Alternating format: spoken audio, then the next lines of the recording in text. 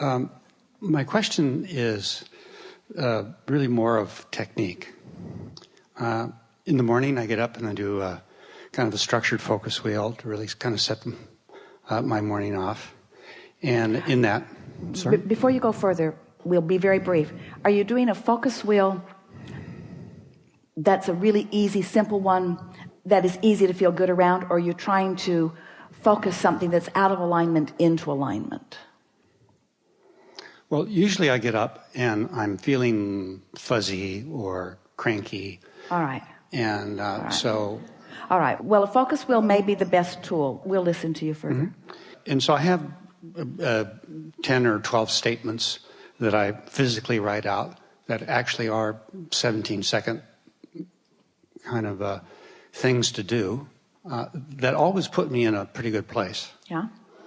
We want to ask you a question or two, and it may seem defiant of our own encouragement to you, but we're going to do it anyway. Mm-hmm. When you wake up and you feel sort of fuzzy or cranky, and cranky's the part that we want to focus on just for a moment, do you have a sense of what's happening in the world or in your life that makes you cranky? In other words, is there a cranky topic? Yeah, the TV. So generally I don't watch the TV, but sometimes I do, just to get the weather or something. So would you say it's world events? Are Sure. they political in nature? Is it those things that are annoying over which you have no control? Is that what makes you cranky? I can certainly turn to those channels, but no, not. So you just feel cranky, and there isn't anything that you're really able to identify, relate it to? Yeah. All right, we have another question for you. As you're moving through your day and you find yourself really feeling cranky, what usually just happened? What kind of thing happened? I have a conversation or an email correspondence, or I will pick up I'll pick up a piece of project. I'll do a task on a project, and I haven't lined my energy up to do the task, so I'll feel.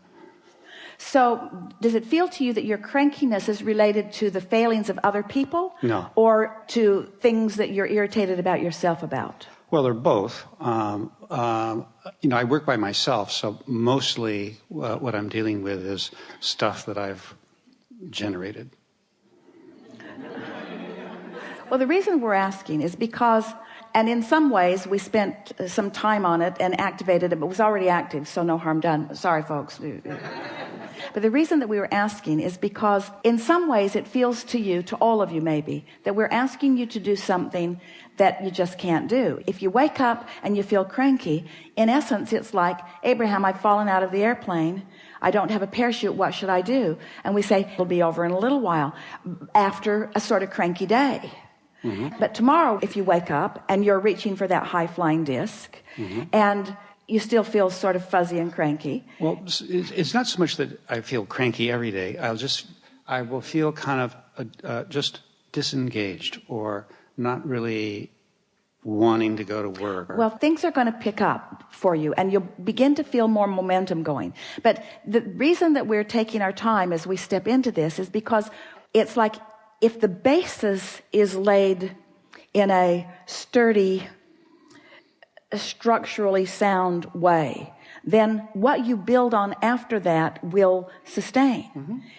We've written so many books with so many processes, and every process is written to help someone like what you're describing just feel a little better. Mm-hmm. And so we've said all kinds of things like reach for the best feeling thought, but today we want to approach it in a different way. Imagine a cork floating on the surface of the water. You can hold it under the water. That's what cranky is. When you let go of it, it'll bob right back up to the surface. Mm-hmm. And we want you to feel that your natural state is that buoyant state of non-resistance.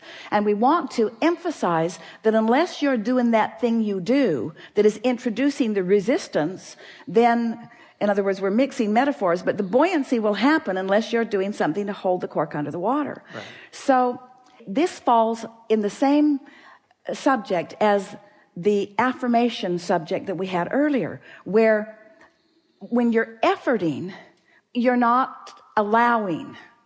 So Esther's been asking some similar questions of us, because it's occurred to her that sometimes she can just get on that high-flying disc, and then all kinds of really interesting things ensue, and it moves from interesting to satisfying to soothing to loving to passionate to fun, but it's all on the high-flying disc, while the momentum of it can move about a little bit. And then recently she's been doing focus wheels. In the last week, she counted this morning 184 focus wheels. She has a computer program so that when something occurs to her, she can sit and make it happen very fast. So now she is saying to us, Abraham, because she's really catching the spirit of what we're saying here, if you get on the high-flying disc, meaning if you find some way to just feel lighthearted or fun or easy, then, and maintain that for 17 seconds, momentum will happen, and then more and more and more, until that high-flying disc will begin to gather enough momentum that you will really feel interested. Let us maintain this momentum just for a little bit here. So she began asking the question, am I efforting with these focus wheels? And our answer to her was, if the focus wheel is flowing easily, then it's positive momentum building. If you keep getting stopped, if you're laboring at it, then the focus wheel isn't serving you. And it's really not serving you in this month that we're asking you to give yourself of seeing if you can't start the day on a high-flying disc. So are you annoyed yet at the term high-flying disc? You should be, because get on the high-flying disc, get on the high-flying disc, get on the high-flying disc, get on the high-flying disc, get on the high-flying disc. But we really mean it. So what are you going to do today? I'm going to get on the high-flying disc. Well, then what? Well, I didn't think beyond that. I'm just going to get on the high-flying disc. Well, don't you have other things to do? Yes. Are you going to do any of them? I'm just going to get on the high-flying disc. Well, what will that yield to you? Well, I'll know when I get on the high-flying disc, but that's my dominant intent. I'm just going to be as light and as free-feeling as I can. Well, how does that translate? Well, we'll see how it translates. But Abraham, how do I get on the high-flying disc? So I'm not on the high-flying disc, and if I try to get on, I'm efforting too much. So how do I get on the high-flying disc? Well, you were born on it. Yeah, but that was a long time ago. No, we mean this morning you were born on it. This morning you were born again on the high-flying disc. You were until you got hold of your ornery thought or your fuzzy thought, which you've been practicing a little bit. So if you will accept that when you wake up, your potential for being there is there, and you will just stop and say, it's a good day, or the bed feels really good, or this could be fun, just something that sort of acknowledges that you're there. We promise you, do that tomorrow and the next day and the next day and the next day and the next day and the next day. In about 30 days, we will not be having this conversation. Now, if you wake up and you're not on the high-flying disc and you don't get on the high-flying disc, there's lots of books that you can go. Every bookstore has all of them, and you can look up all of those processes that we've written so long ago that help you move up the emotional scale. We're just telling you, it's so much easier if you accept that you have the probability of finding pure emotion early in the day, and that if you will, once you're there, then milk it by getting more specific. So what we really want to say to you is, unless you know you're feeling good, don't do a focus wheel. And so Esther said, well, wait a minute, Abraham, you taught me to do focus wheels in order to get feeling better. And we said, well, the reason the focus wheel worked, the whole point of it was because it asks you to take things that you already believe that are not contradicting you. It asks you to look for those things that had no resistance and to focus upon them. So you just have to play with that personally. So for example, Esther, so something happened, and plants that Esther had assumed were being watered by a sprinkling system weren't. And so the plants are laboring. In some cases, they didn't make it at all. And so Esther wants to do a focus wheel about how to feel good about plants that didn't make it. And we say, we don't think that's a good subject for a focus wheel. We think that's a subject to just let lie dormant. if you want to focus upon how many beautiful plants there are, then that's a different subject of a focus wheel. Are you getting the sense of what we're talking about? You want to do anything and everything you can to perpetuate what feels good, and let dry up anything and everything that doesn't feel good. All right, so we've laid a good basis. Now let's talk. Okay. So generally what I do when I'm doing this in the morning is I generally end up in a fairly clear, focused, flowing, easeful state. So, Good. And then, you know, I'll do my segment intention or all right, my so you woke up fuzzy and cranky, but you did a focus wheel, and now your energy is flowing. So that's an effective use of a focus wheel. You didn't exactly wake up on the high flying disc, or as soon as you were aware you weren't, but you managed to get there anyway. Right. We just want to lay one easy thing over it. Just don't labor too hard on that. And we almost want to say, in fact, we almost want to say it so much we're going to say it. We'd almost rather, no, we really would rather you wait until tomorrow for a few days rather than doing a focus wheel today.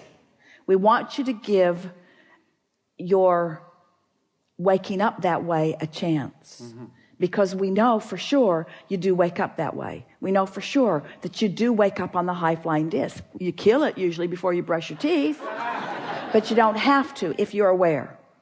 If you're aware. So